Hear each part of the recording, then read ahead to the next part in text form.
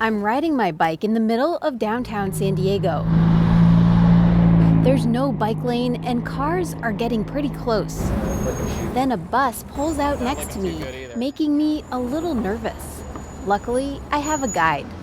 Things as a bicyclist to think about is a car door that it could open just like that one just did. Andy Hanshaw is the director of the nonprofit San Diego County Bicycle Coalition. So you have to be aware of an outside, what we call the door zone.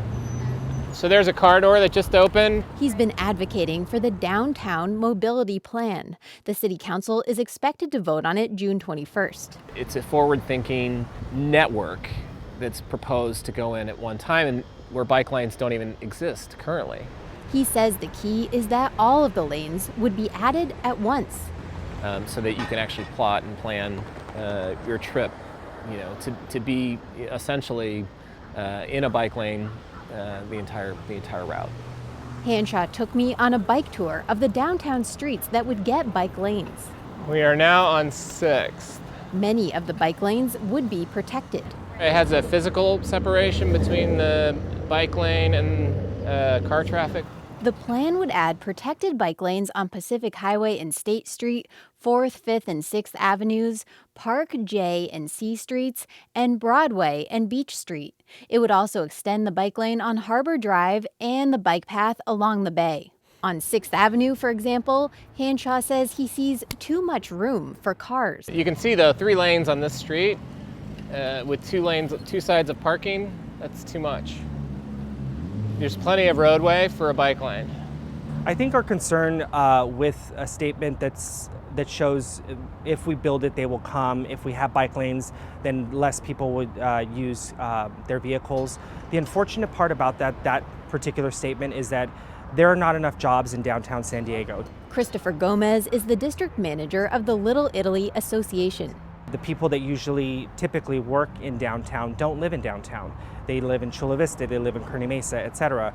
And those people that may live in downtown actually don't work downtown. They work in La Jolla, they work in other parts of San Diego. Gomez says he isn't opposed to adding more bike lanes, but he worries about part of the plan that puts lanes on State and Beach Streets in Little Italy. We would lose an additional 50 parking spaces on those 2 streets alone, which in a residential and a school and church corridor, those are the places that are in need of parking substantially more than anywhere else in the district. Gomez says losing parking spaces could hurt businesses, but he's worried about the people who live in Little Italy even more.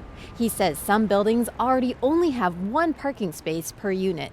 So you have, for example, a unit that has 2 bedrooms. Well, you have, someone that owns the unit or a husband, wife, or a roommate.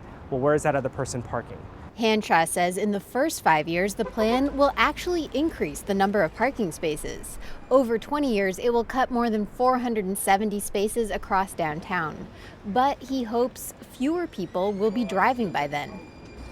Especially in a dense, growing, thriving, urban downtown environment, the mindset has to be about creating safer mobility choices for people to go to work, to go to restaurants, to go to the sports venues downtown.